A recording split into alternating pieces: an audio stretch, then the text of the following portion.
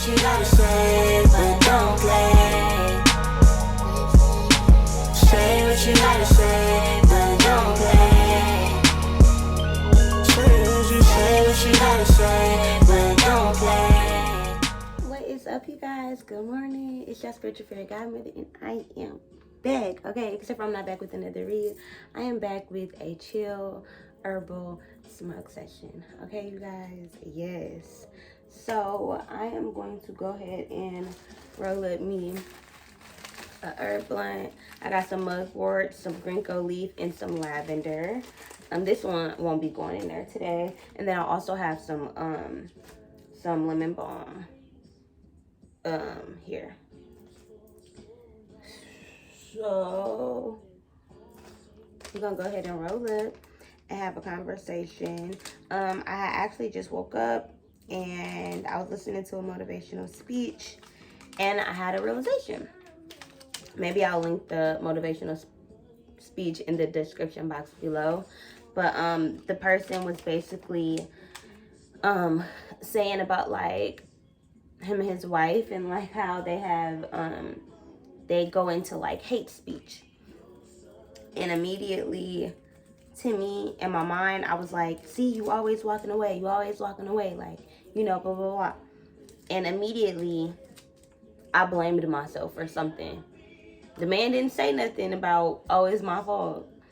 But hearing him say something about hate speech and knowing that's something that I've done or that I do sometimes, I was triggered by it immediately. Mind you, he hadn't even finished his sentence, right? So here I am in a state of blame. And y'all, this was me just in the bathroom taking a shit, thinking about this. So yeah. Here I am.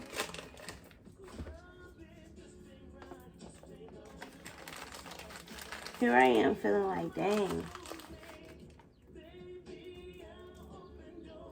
I really, you know, like, I really do that, or I'm really probably in the wrong. Like, I really shouldn't do that. I really got to stop walking away from Jonathan when we get into an argument. Like, I really got to stop doing that. That's what I went to. Because one thing, like, when I'm upset, I kind of shut the world out. Like, I don't want to talk. Like, I will turn my phone on airplane mode, and you can't get in contact with me. Like, I don't want to talk. I don't got nothing to say, pretty much. Like, I need to get myself together, pretty much. And when the man said that, I immediately got down on myself. I immediately made myself the bad guy or the person who had done something wrong. A second later, he goes on to say, you need that time to cool off. You need that time to gather your thoughts and, you know, blah, blah, blah. Not blah, blah, blah, but everything else that he said. And then I'm like, dang, like, I really am a good person. Like, I need that. And then I had paused the video and I just got there to talking to myself like, okay, I do that because that's something that I need. Like, that's a way that I'm teaching myself how to handle situations better. So this is going to be a very, very transparent moment about my life and about my relationship.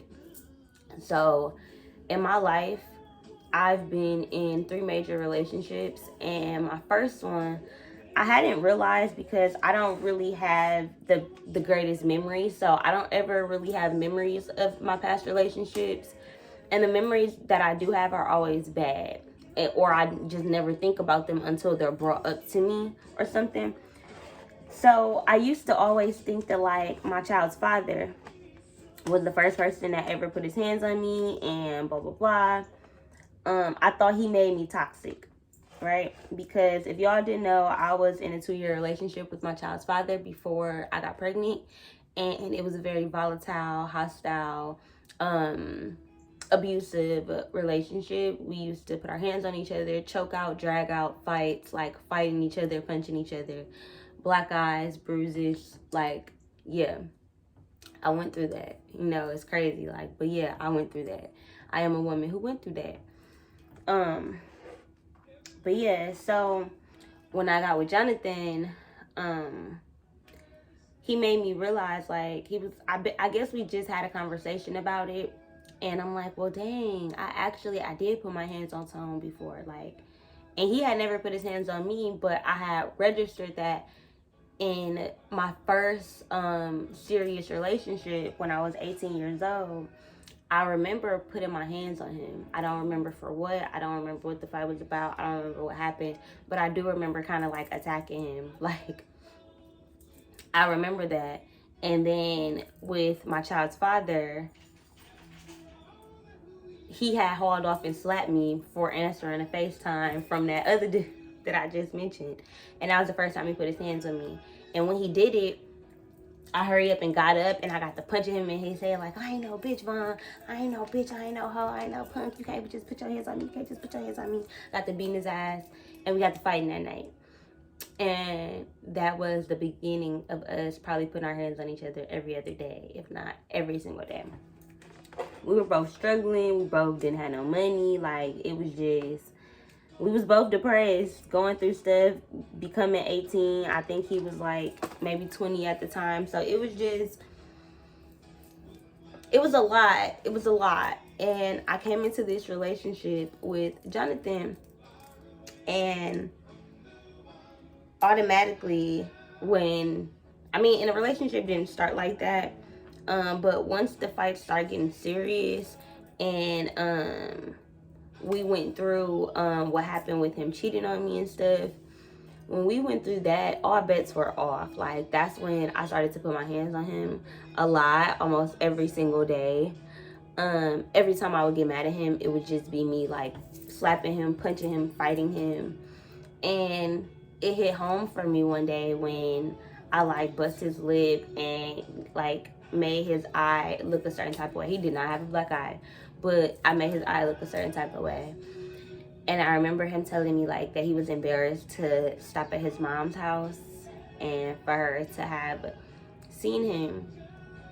And I remember me being scared to go home to my mom and her seeing my bruises. And that kind of, it was like a culture shock. Like, okay, he set me down and he was like, Chris, this is not the kind of relationship that I want to have. This is not the kind of love that I will accept. Like, my family don't do this. I didn't grow up like this. You're not going to put your hands on me. So it went from me continuously, like, putting my hands on him to me just kicking him out and being like, and mind you, this is a house that we built together. This is a house that we paying rent for together. We both in this. And I would every day, like, kick him out, like, get your ass out, get the fuck out, pack your shit, blah, blah, blah, blah, blah, blah. Like, it got there. It got there.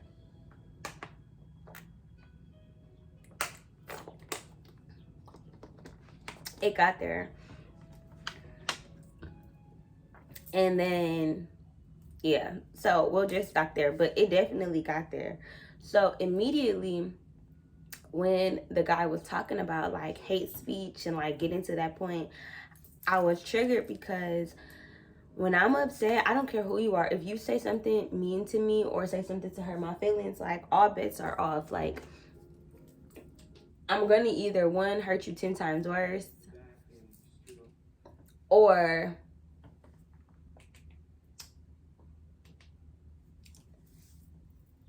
that ain't no either or. Like, I'm going to try to hurt you worse than you hurt me, because period. Don't, what?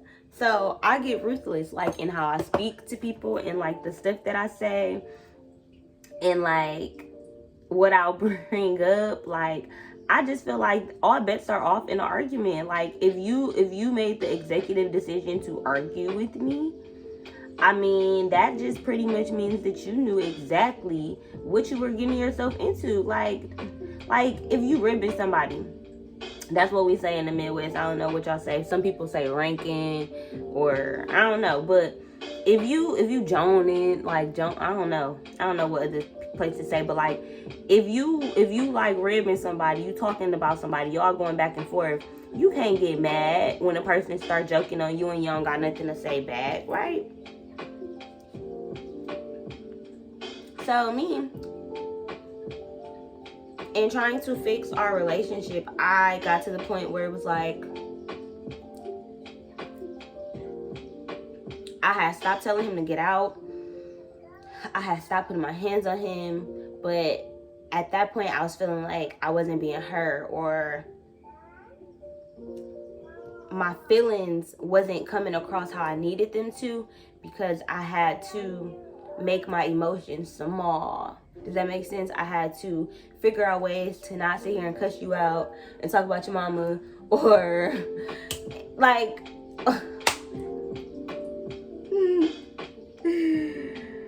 not saying that I'll be talking about nobody mama, but it's just like the lowest blow that you can do. I had to figure out how not to go there. I had to figure out how to not use things against my friends and my family, my people, because I've done it to my mama too. I've done, whoever I get into an argument with, baby, it's up there. So I had to figure out ways to kind of still be upset and not make my feelings small. And the only thing that I knew how to do was to just walk away, or like need my space. Like, I need time to just think about how I'm really feeling, because if I'm angrily thinking about what I'm feeling, it's gonna come off as real mean or as real harsh. So let me take a moment to sit up and think about how I'm feeling or what I want to say. So after he said that, you know, him and his wife have to like take a minute apart, like gather their thoughts and stuff, I'm like, dang, Caprice, I didn't notice it before, but in this moment, I'm like, wow, you are so empathetic of other people's feelings and how you're aware of how you make other people feel, that you kind of, what was I about to say? That you always make yourself the bad person. Like, I made a status a couple days ago, like 2-3 days ago, like, I'm the toxic friend. I always cut people off with no explanation. I never communicate. I need to start communicating. Now, on one hand, yeah, okay, I do that. I do need to start communicating. But to label myself as a toxic friend, like, I didn't have to do that. I don't have to do that, you know? And that's kind of what that made me realize. Like, God basically was in my ear, like, you don't know the conversations we've heard people have about you. You don't know what we've seen people do. You don't know the thoughts that we hear. You know, you don't know everything. You're not aware of everything. So the feeling that you got in needing to cut that person off, maybe they didn't need an explanation. They didn't deserve an explanation from you, because they knew what they did, or they knew how they felt about you. So to just call yourself toxic, instead of stacking up those small wins, where before you wanted friends so bad that you didn't cut people off. Had friendships for years with people who didn't give you anything, didn't pour back into you, wasn't nice to you, didn't support you, didn't believe in your dreams and goals, didn't help you with your baby, didn't help you when you was depressed. Like, God to just show you something so quick and so in an instant that it kind of like catches you off guard. Like, it catches you off guard, or at least it caught me off guard. Like, to think that I had literally in a split second just blamed myself. Like, dang, me walking away is bad. Like, I shouldn't be walking away from him. I should be mature enough to learn how to communicate. But then I had to sit up and think about, like, patience, you know, and like what it means to have patience. Like with my animals, I'm learning that sometimes I feel bad, like, if I have to discipline him, or like with my rabbit, trying to like go everywhere in the house, like, and trying to free range the rabbit so that like he can be around the house with us. It's kind of like he has to go on punishment when he does something that he shouldn't do, or when he tries to get into something that he shouldn't be getting into. Like, I have to put him in a cage. And to me, I feel bad because I don't know, I just feel like he doesn't want to be in a cage.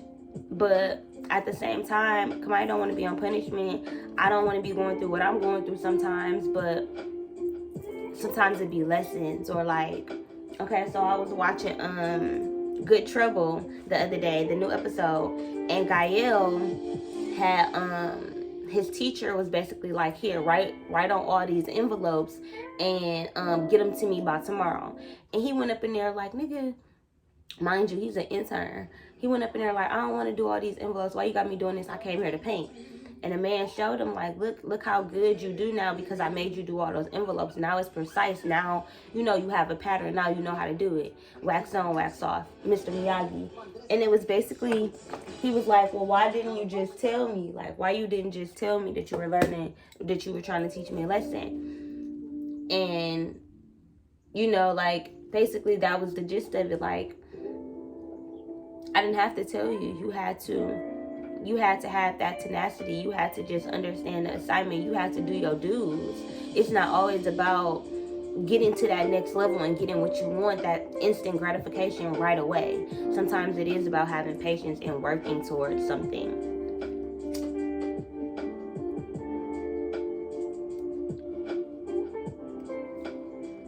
Having that self-discipline. That's one thing I do like about smoking herbs.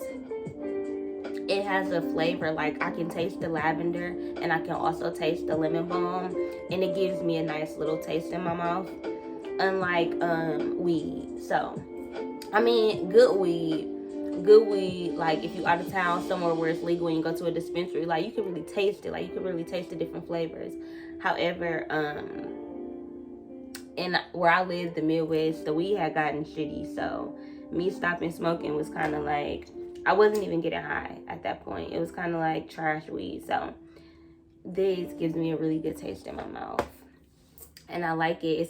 It's different with every different blend that you use too. You kind of get a different feeling. You're not really gonna get a high, but for me, it just kind of relaxes my spirit. Like it gives me time to like breathe in, breathe out, and kind of like woosah myself. So yeah, but yeah, y'all, I really want to stop hurting myself. That's what I want to go into. I want to go into doing things like praising myself. And I don't just mean like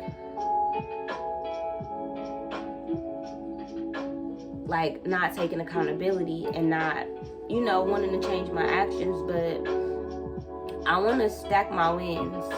I want to continuously stack my wins. Like throughout the day, I'll feel so bad about something. I'll feel so bad about not getting this done or taking a nap or doing this or doing that. But a lot of times I don't be like, good job, Caprice, for doing this, for waking up this morning, for getting the animals fed, for cleaning this up, or for getting Kamaya in the tub and getting her fed. And even if you didn't feed yourself, you fed your baby, and you did this, and you did your hair today, and you did this, and you know, like, I think it's so important to give ourselves props, speak good about ourselves, like really show up for ourselves. That same support, that love that you want from your man or from your girlfriends. You know, you want your friends to text you every day, like supporting your business or sharing your shit. Like you gotta do that shit for you. You gotta share your stuff. You gotta post every day. You gotta get yourself seen. You working at a job, you trying to get that promotion, work hard. Like, do what you gotta do, be seen. Go the extra mile. Do stuff that ain't nobody asking you to do. Like, when you want something, you really gotta want it enough to go above and beyond what anybody else who wants what you want is gonna do. And that ain't about being in competition, but that's about seeing it for yourself and getting it for yourself. You gotta be willing to do literally the unthinkable. What ain't nobody else thinking about and you thinking about, make it happen. God gave it to you for a reason. Patent that shit or put your stamp on it. Put your name on it.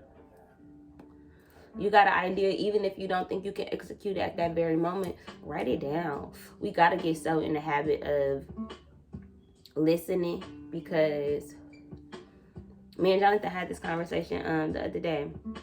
Like, are you your thoughts or are you the person who hears them?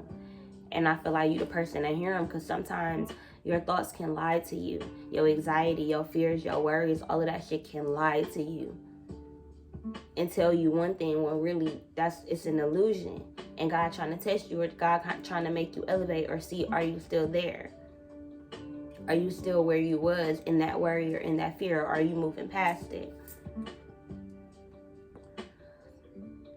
So now, like, when negativity comes to me, when negative thoughts come, when I get nervous about something or fear something, it's not to say that God won't warn you when bad things are coming, but I just kind of feel like God lets you know what you need to know when you need to know it. And you're going to feel it in your spirit. You're going to feel it in your spirit. You're not going to have to worry. God, I feel like if God is going to warn you about something, God is going to give you a calm. Like, hey, be aware. Let me teach you. Let me show you. Like, here's how to be equipped to handle what's finna happen. What's finna happen. Like, I saw 11:11 my whole life. I saw 11:11 my whole entire life. 11:11 my whole entire life. As a kid, I literally used to wish on a star every time I saw 11:11. Make a wish. And it was always a calm to me. It was always a calm. It was always a hope, a dream, a faith. It was a faith. It was a faith that I had in that star, and that wish, in those numbers. I didn't even know what 11:11 meant, but seeing it, I knew I had to make a wish. I knew I had to. 16. Now I have end-stage COPD. I don't understand this. Like, why are so many ads on, like, chill videos? Like, how am I supposed to chill? And you putting ads every 2 minutes. Like, what? I don't understand. But yeah. I completely lost my train of thought of what I was saying. Oh yeah, I completely had faith in seeing 11:11. And then on 11/11/2020, I miscarried my 4-month-old son, Zion Justice Jasper. And honestly, I was calm the whole entire time. Both Jonathan and I were calm. If you guys haven't saw the story about my pre-prom story, my stillborn or miscarriage story, then I'll leave that in the link in the description box below.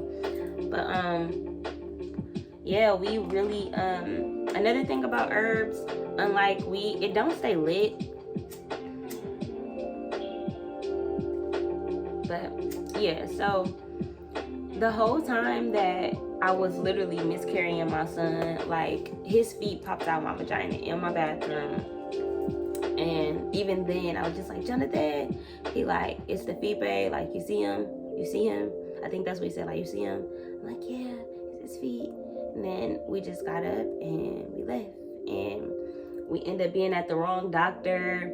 I called Jonathan, like, baby, come back and come get me. And I just gathered up my shit and I just walked out. I called my doctor. She's like, oh no, come to this one. Just come to labor and delivery. First, they sent me to the emergency room. Then I ended up just putting my clothes on. I ain't asked nobody. I ain't need no help. I said, I'm out of here. It was like, I did a whole, like, 8 to 10 hours of labor, unmedicated. I had already labored my son, but I was having a hard time pushing out my placenta.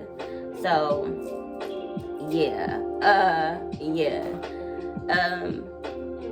But the whole time we were calm. We didn't really break down, and it wasn't that we weren't feeling it. It wasn't that we weren't present for the experience, but God had already warned us. God had already gave us a sense of calmness, a sense of it was gonna be okay. So when everything happened, even though it seemed to be tragic at the time, the blessing in what happened was the bringing together of our union. And that was the calm in itself, like the love that we have for each other in our pregnancy and our son. It was unmatched. It was unmatched. It was unmatched. The energy in the room, the everything, like, our experience together had heightened. And it really, really, really taught me a dedication to my faith and to the illusion of our thoughts. You know, like sometimes we're just not patient enough with ourselves or self-disciplined enough to know when we do have to sit out from the good times, you know, when we do need that punishment to recognize what we don't like about our behavior, you know, and we don't have to make ourselves bad people for having to learn those lessons. Like, you're not always in the wrong. You're not always a bad person, especially if you have gravitated towards my videos. You guys are probably empaths. You guys are probably people with trauma, people who have gone through a lot. You guys are probably the chosen ones. You guys are the chosen ones, you know, and I feel like a part of being a chosen one is really, really having to learn compassion and grace and glory through God. Through God showing that to you in your life so that you can have that for other people. So because we've been hurt, I feel like God is teaching us to have compassion with other people, but first for ourselves, to love ourselves and to be kind to ourselves and not speak down on ourselves, but to lift ourselves up and to raise ourselves up, to ascend. Literally. That's why people get high. We are, you know, that's why people try to open their third eyes.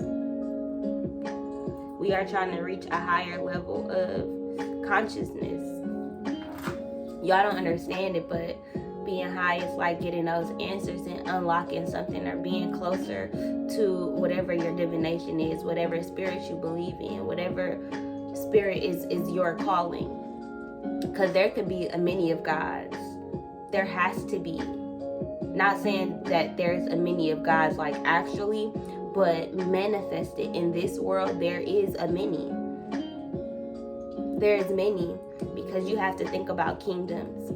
The animal kingdom or nature. Nature is a kingdom within itself. There has to be a matriarchy. There has to be, and y'all probably don't look at it that way. Y'all probably maybe don't think about it that way, or maybe some of y'all do, or maybe you will after hearing it.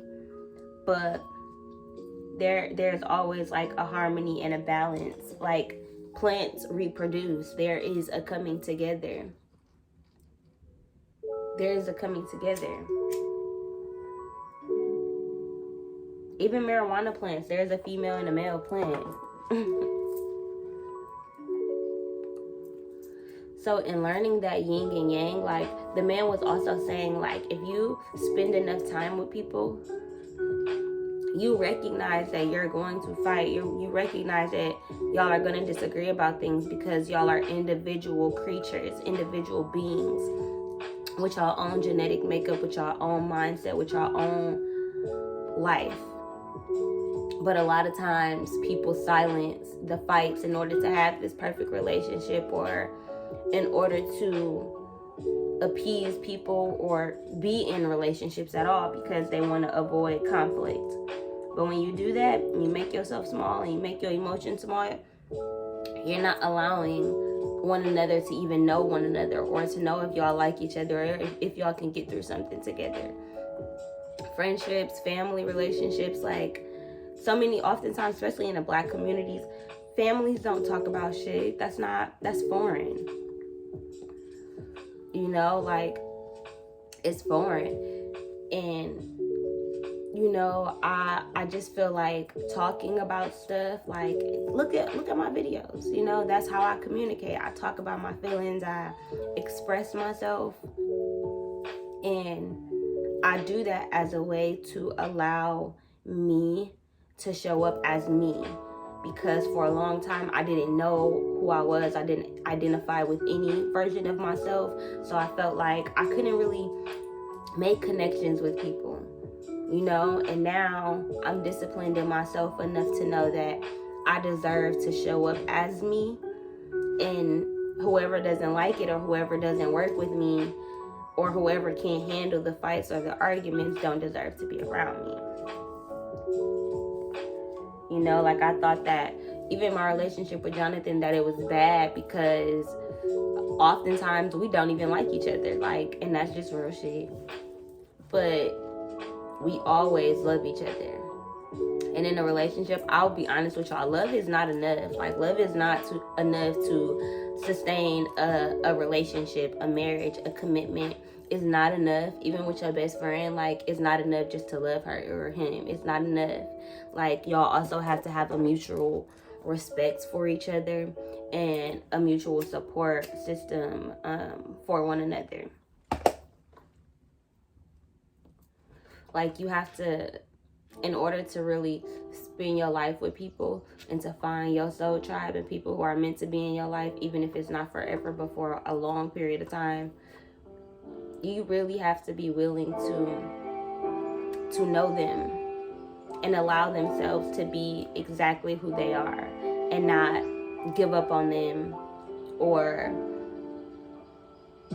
you know, like, I can't really explain it, like, because really I feel like it's only that way, like, with the person that you love, like with your significant other. Because honestly, and your kids, I don't know, I don't feel like every connection is a divine connection. I don't feel like everybody is meant to be in your life forever, except for your significant other, like your soul person. And that might sound some type of way, but experiencing being in a partnership like I am, and recognizing the self-discipline it takes and the self-love that it takes to actually be in a union is different than just being in a relationship. It's different than just loving someone, because you truly have to be one with yourself in order to be one with your partner. And the relationship that you have with your significant other, your soul partner, is different than the one that you have with your friend, your mama, your cousins. You know, like, every relationship is different. So of course there's stuff that your best friend know about your man that, you know, but like, or, you know, your best friend know everything about your mom too. And then, you know, there are different relationships, but the relationship that you have with these people are determined by how you show up in yourself, like how you show up for yourself. Because if you continuously, like, make yourself the bad guy, I feel like you'll kind of retreat into those emotions. And I think that's what I just learned today. I think that's something that I learned that I probably do, and that's why I haven't really had those deep connections, because I will retreat my feelings into myself and feel bad for every little thing, instead of understanding, like, just like I have compassion for other people, just like I forgive other people should forgive me. Or I'm not gonna say other people should forgive me, but to the people who I'm supposed to be in their life, they will forgive me, because I always forgive me. I feel guilty, but I'm learning to forgive me. Like, I'm learning to appreciate my fuck ups and my mistakes and my wrongdoings without blaming myself, but accepting that it's a part of what God had along the journey in order for me to be successful. I have to make mistakes so I know wrong from right, so that I go in this world being a better person. Because at the end of the day, there's never really an end goal. There's always going to be a next level. There's always going to be an ascension. There's always going to be a new goal, a new standard for your life once you get to a certain point. So being down on yourself or feeling bad or blaming yourself, or even blaming other people, it doesn't work. It doesn't work. Like, at some point we got to relinquish control and just know that, like, God strategically places obstacles in our life for us to grow through. Okay, so I hope you guys enjoyed this video. I hope you guys got some insight on what it feels like to kind of harm yourself in that way, mentally, emotionally. because that's kind of like what I got out of all this. So I kind of hope we was here with it. I'm pretty sure we was, because y'all my soul family. But yeah, you guys, I am out of here. Share this video on all your social medias, especially Facebook, because I go live over there doing tarot readings. I'm out of here, y'all.